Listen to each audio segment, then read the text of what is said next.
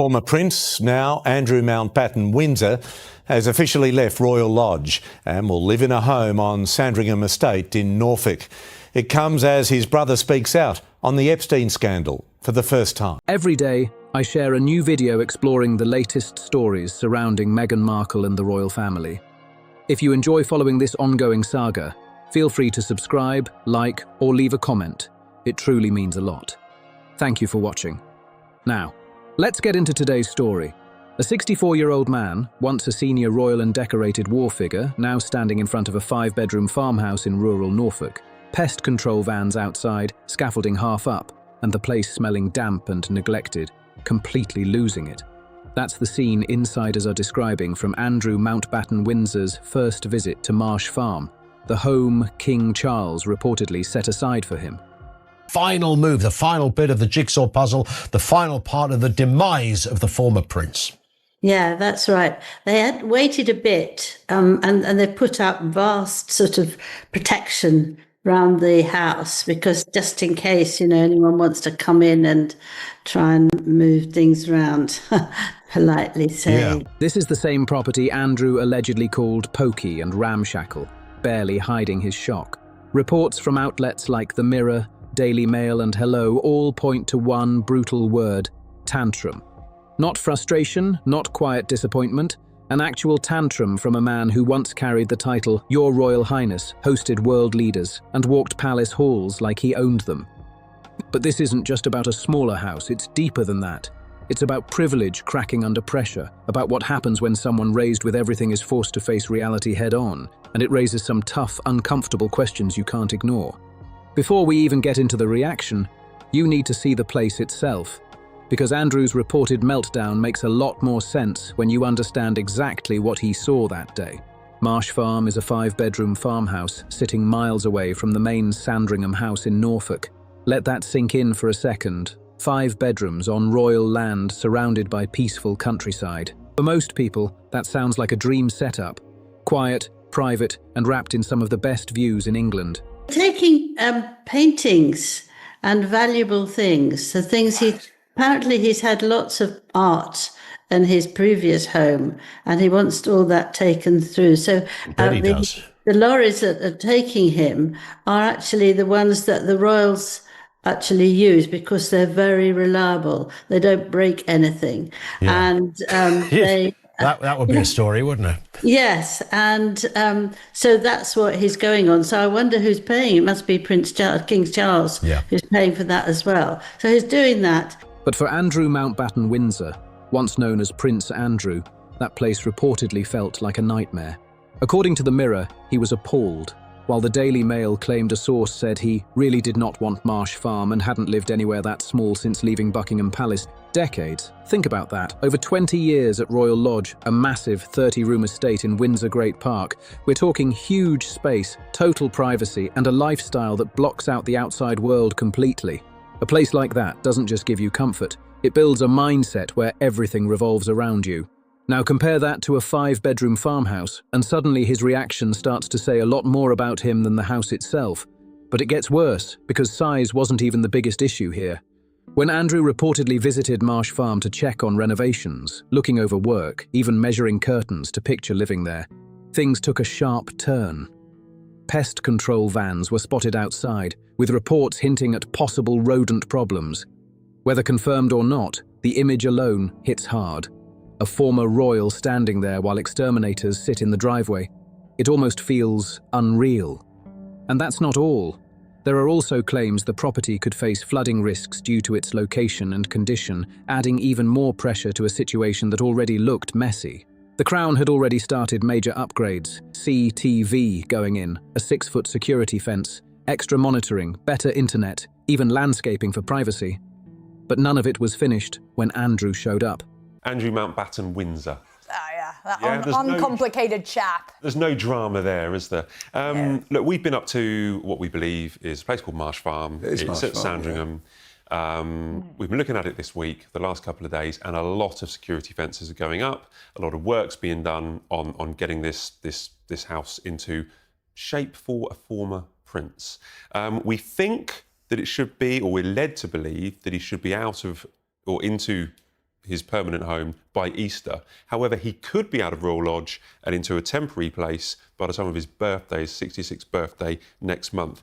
What he saw was the place in its raw, stripped-down state, and the reaction was intense.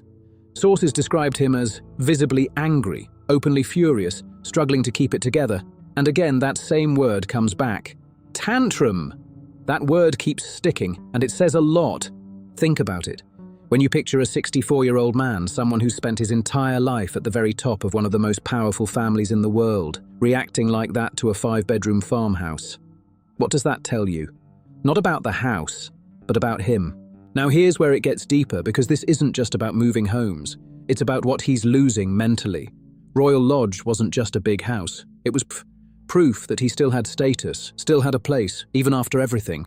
After the scandal, the loss of titles, the stripped military roles, and that BBC Newsnight interview that went completely off track, he still had Royal Lodge, a 30-room mansion in Windsor Great Park. That address alone carried weight. It told the world and told him that he hadn't completely fallen. He moved into Royal Lodge back in 2003, poured millions into upgrades, and made it his own. So when pressure started building for him to leave, when King Charles made it clear the property should go to a working royal with Prince William in mind, Andrew didn't just accept it, he pushed back hard. He hopes to get in early April, but everything has to be done. They've done the carpets, they've done the painting, they've done everything. So he'll go in there. But actually, there's a big difference. Instead of him just looking after things himself, he had to check through that his teddy bears have arrived. If you know, he's got 72 teddies, and he loves them, and they've all got to come over. He looked into legal angles, challenged lease terms, delayed the process, and held on for months longer than expected. It turned into its own story, a clear sign of someone who refused to accept that things had changed. And this is where his resistance starts to say a lot. Because Andrew knew this was coming. On some level, he had to. His HRH title was gone, military roles stripped, and his public position completely erased. Piece by piece, his entire world was being taken apart, right in front of everyone. Anyone watching could see the direction this was heading, but knowing it and accepting it are not the same thing. Especially when you've never really had to face consequences before. Look at his life. Born into royalty, handed every advantage, trained at Gordonstown and the Royal Military College, even served in the Falklands War with real courage. Then came the trade envoy role, which he held for years despite growing questions about his connections and choices. Through all of it, there was always something there to catch him. A title, a role, a royal home, a sense of importance. Something that kept the image alive that Andrew Mountbatten Windsor still mattered. But Marsh Farm changes that completely. It strips away that final layer of protection. And that explosive reaction people described, that's what it looks like when someone who's never had to stand alone is suddenly forced to. Now, to really understand how this all locked into place, you have to go back to October 2024. That's when everything shifted. That was the moment Andrew lost what he had left. His remaining titles and honours completely gone. This house he's moving into, I mean, it's not a bedsit, is it? I mean, it might not be like the other place.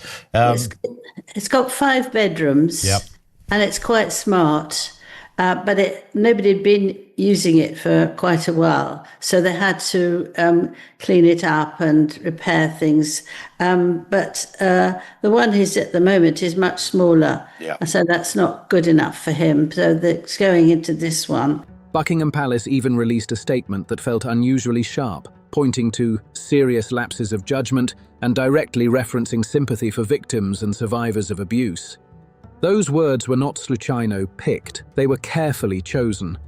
Palace statements go through layers of drafting, legal checks, and top-level approval.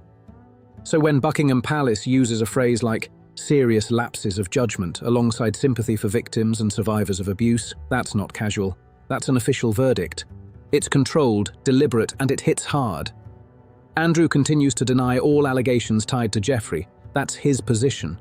But his status inside the royal system, the very institution that shaped his entire life, has been completely changed, and there's no going back. He's no longer HRH, no official titles, no patronages, no public duties, no income tied to a royal role.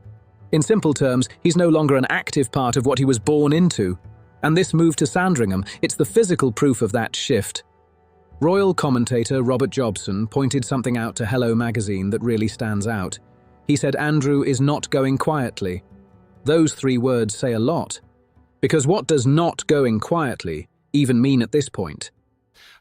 These photos of Marsh Farm, it's a ramshackle place. It's run down. Is he going to be happy there, Arthur? Well, I mean, people describe the Sandringham estate as not very nice, but I mean, it's beautiful. I mean, it's just tree lined. It's absolutely where that farm is. It's not on. It's over by the other side of the road. You know, it's not in the actual estate, but it's part of it. And that's you know, to restore that house that time, they're going to have to have a massive amount of work done on it. And I don't think it's going to happen in April, because I've been talking to someone up there and he says it's really, really run down. No one's lived in it for a long while. And we'll see, like, you know, if he maybe leaving Royal Lodge before then, going somewhere temporary. The titles are already gone. The roles are gone. The Royal Lodge fight was the last thing he could hold on to, and even that is finished. Removal vans have been seen, timelines are locked in, and his 65th birthday marked the moment those Royal Lodge keys went back to the Crown Estate. As Jobson made clear, the decision is done. This isn't a negotiation, not a discussion, and definitely not something his personal feelings can change. This was decided by King Charles, by the institution, by forces way bigger than one former duke. And yet, despite all of that, he's still resisting, still visibly angry, and still making scenes, even in a quiet farmhouse setting. So what does all of that really say about the gap between how Andrew sees himself and how everyone else, including his own family, now sees him? That gap looks massive. Now bring Sarah Ferguson into this, because this part doesn't get enough attention, but it matters a lot. For decades, Sarah has been the one constant in Andrew's life. They divorced back in 1996, but they never truly went their separate ways. She stayed living with him at Royal Lodge, stood by him in public, defended him again and again, even when most people stepped back quietly. She went on TV, gave interviews, and kept up the image of support, whether people believed it or not. She wasn't just his ex-wife, she was his ally, his backup, proof that someone close to him still had his side. And yes, the whole setup was unusual. 2 divorced people living together in a royal estate for nearly 30 years, but somehow it worked in its own way. It gave him something important, a sense that he wasn't alone. But now, that situation seems to be shifting fast. Reports suggest Sarah is also set to leave Royal Lodge, though where she'll go hasn't been clearly confirmed. Even more telling, recent coverage doesn't describe them as a united front anymore. Instead, there's talk of distance, cooling loyalty, even claims that she stepped away completely, along with his daughter Eugenie. If that's true, then this gets serious quickly. Because now it's not just about losing a house, it's about losing the people who stood closest to him. And then there's one detail that almost feels unreal. Reports say Andrew is now thinking about dating again. Take a second to process that. A 64-year-old man, after losing titles, status, his home, and possibly key relationships, now stepping back into the dating world. That shift alone raises a lot of questions, so he's reportedly thinking about dating. That leaves 2 real possibilities, and neither one looks great. Will he have staff still? Oh, that's interesting. He had loads of staff. He's never cooked anything for himself, but the king brought it down, so he's had only 3, a chef and 2 people looking after things. But now I think it's only 1, and he has to get his food himself from Waitrose, and that's the difference. I mean, it's... Either Andrew is so disconnected from his current reality that he actually believes dating is his biggest priority right now, which points to a level of denial that runs deep. Or this story is being leaked by people around him for their own reasons, trying to shape the narrative in a certain way. Whichever one it is, both say something important. Because real or not, that detail signals one thing clearly. His support system is falling apart. The person who stood by him the longest may finally be stepping away. And without that, he's facing something he's never really had to deal with. Being on his own. No titles, no roles, no reputation, no public position, just a 5-bedroom farmhouse in Norfolk and a completely different reality. That's a lonely situation by any standard. And while it doesn't excuse the reaction people described, it does help explain it. Because for someone who's never had to stand without backup, this kind of shift hits hard. Now here's where things take a strange turn. There's been growing talk, especially recently, that Marsh Farm might not even be his final stop. Instead, it could be temporary, a pause before something bigger, because Andrew is reportedly considering a move to Bahrain. These rumours have been around for a while, but now they're being taken more seriously. Reports point to his long-standing connections in the region, built during his time as a UK trade envoy, connections that have always brought questions and attention. The idea is that Bahrain offers something he can't get in the UK, not just comfort or lifestyle, but distance. Distance from the constant media spotlight that has followed every setback, every headline, every moment. In Bahrain, the narrative could shift.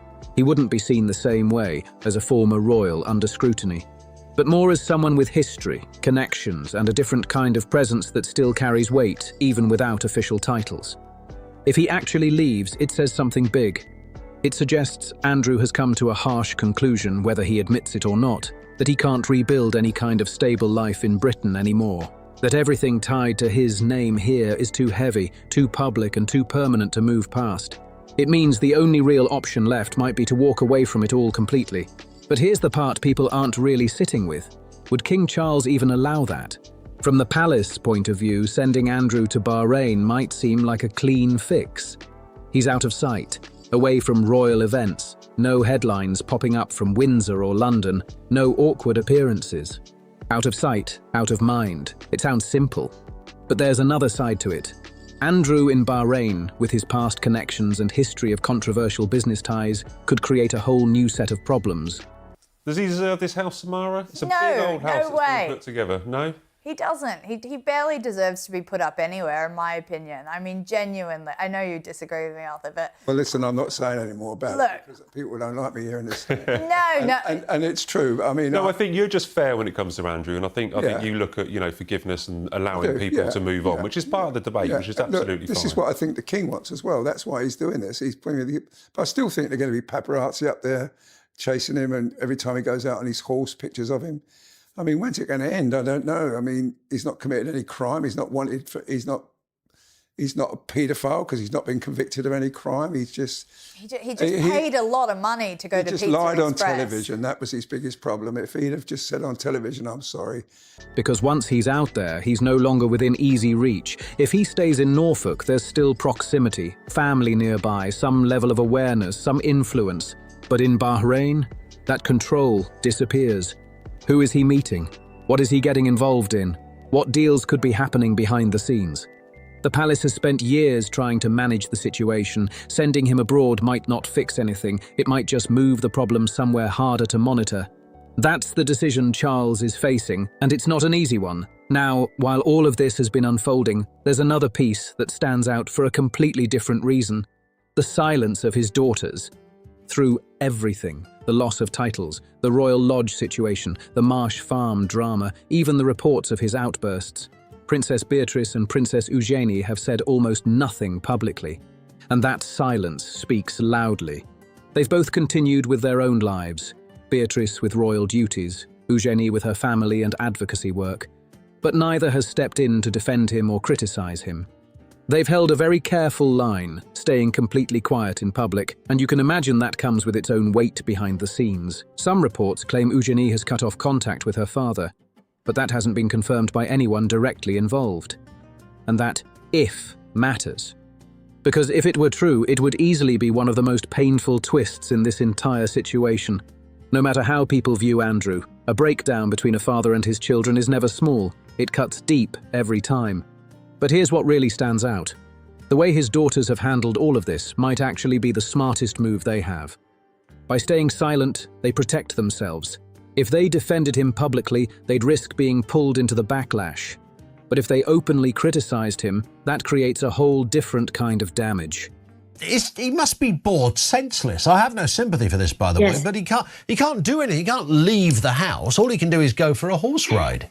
He's very sad. No, King Charles has stopped him doing a horse Oh, yeah, ride. so he can't because ride his horse. He can't ride his horse because he doesn't want people to see him. He doesn't want them to stop and talk to them. He's absolutely sort of locked up, really. And that's going to go on for quite a while. And the whole area is actually sealed for anyone to go in, look at the place. I mean, he must be very miserable because his daughters aren't going to see him. His ex-wife, who was there for him just to keep him company for a long time, she's not there either. And so he's there on his own. And perhaps he will think about what he's done. So instead, they've chosen a very careful path. Say nothing, do nothing publicly, and avoid turning their private relationship into a public headline. That's a tough balance to hold.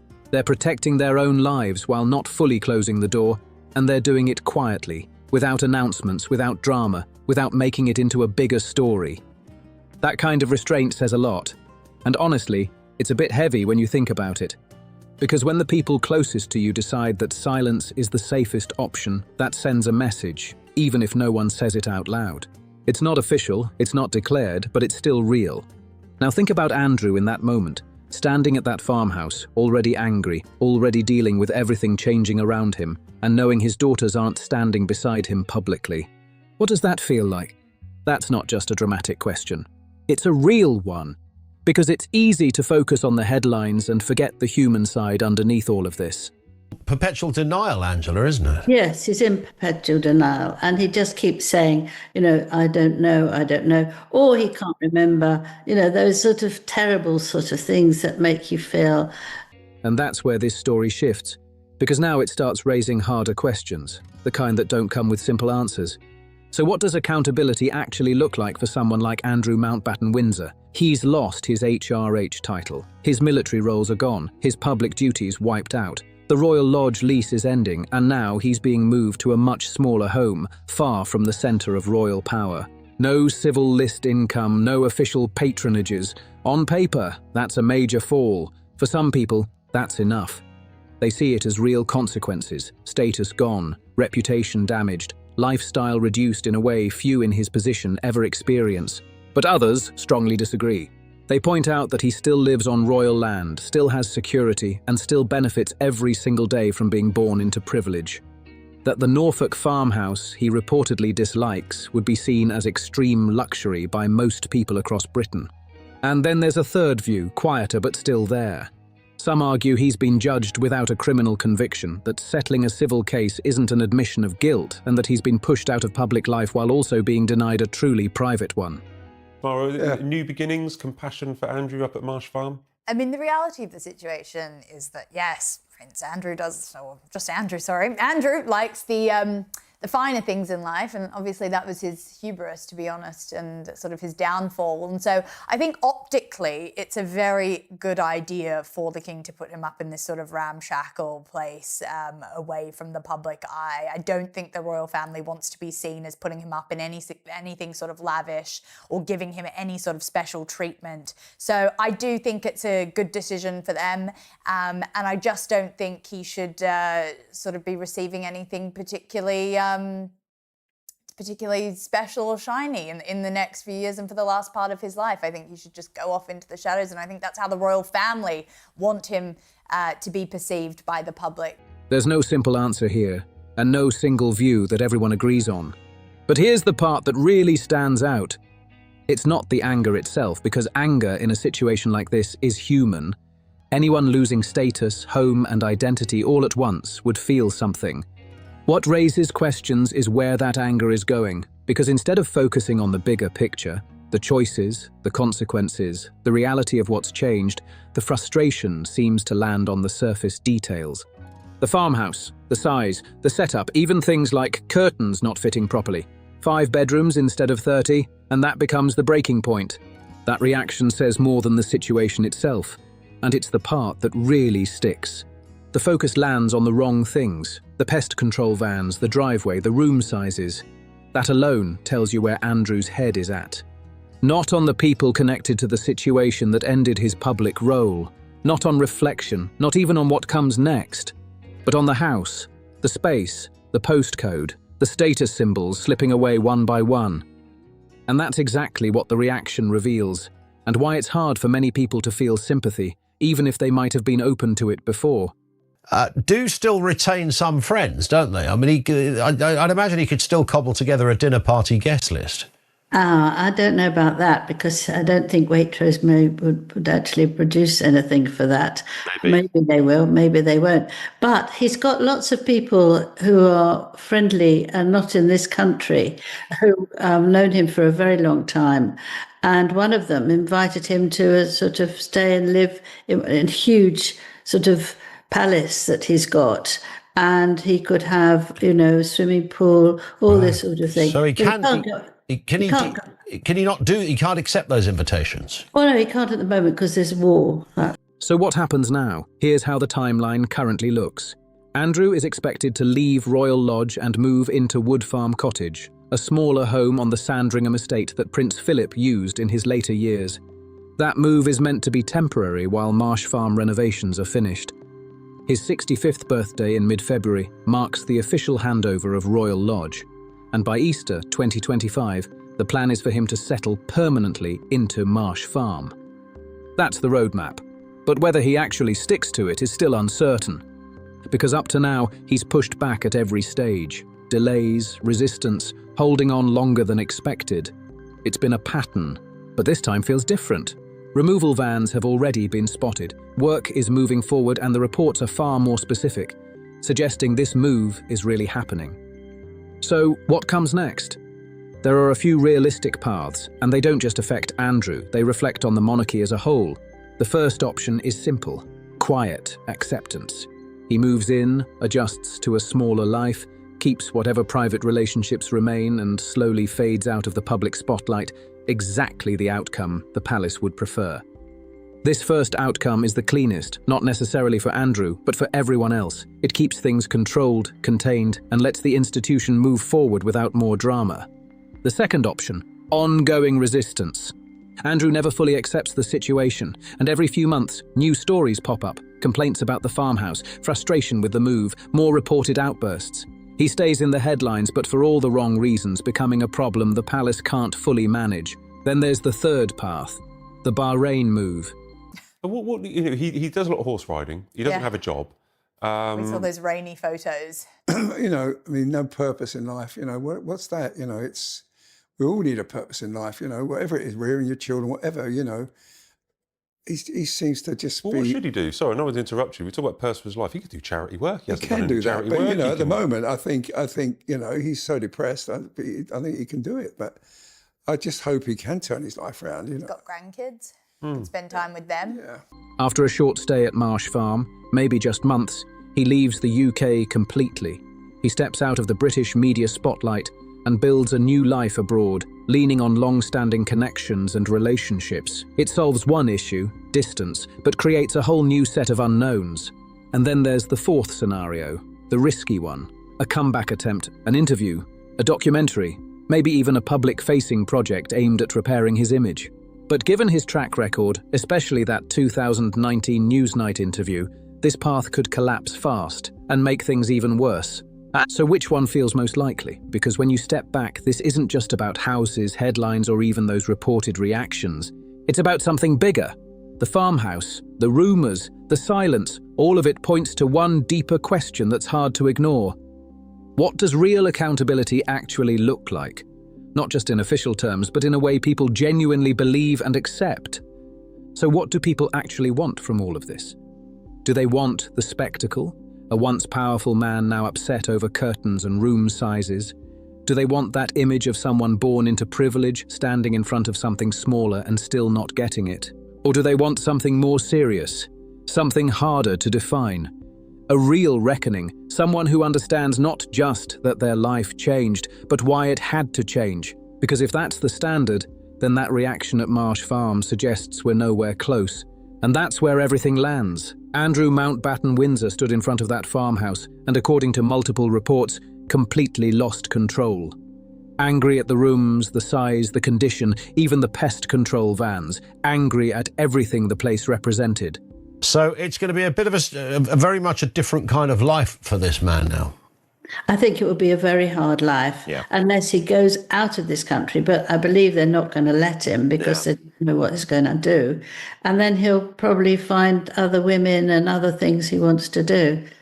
He resisted, delayed, made it obvious he wasn't going quietly. And in doing that, he revealed more than any interview or official statement ever could. Because the reaction points to something deeper. It suggests he either doesn't understand what's happened, or he understands it and still can't accept it.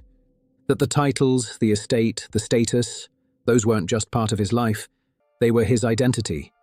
Take them away, and what's left? A man focused on curtains, on square footage, on what's missing instead of what it all means. At the same time, King Charles has made one thing very clear. The institution comes first, no matter who it affects. The slimmed-down monarchy isn't just an idea, it's a clear policy, and no one is outside of it, not even his own brother. That's the reality now. Accountability applies across the board. Then you've got Prince William, all the way in Brazil, walking barefoot on a beach, connecting with everyday people who've never even heard of Royal Lodge or Marsh Farm. That image says everything about where the monarchy is heading. More grounded, more direct, and a lot less tied to old privilege. The contrast couldn't be sharper. Andrew's path looks very different. The move to Marsh Farm is coming, the deadlines are set, and sooner or later, he'll wake up in that 5-bedroom farmhouse in Norfolk and face a question he's never really had to answer before. Who is he without all of it? No titles, no palace life, no 30-room safety net. That moment is bigger than it sounds, and how he handles it will define everything that comes next. So now it comes down to you. Do you think he'll ever truly accept this new reality, or keep fighting something that's already over? Do you see him staying in Norfolk, or eventually leaving for somewhere like Bahrain? And most importantly, does this feel like real accountability, or something closer to exile dressed up as consequence? Drop your thoughts in the comments. I read them all, and this conversation always gets interesting. If this made you think, hit like, subscribe to stay locked in.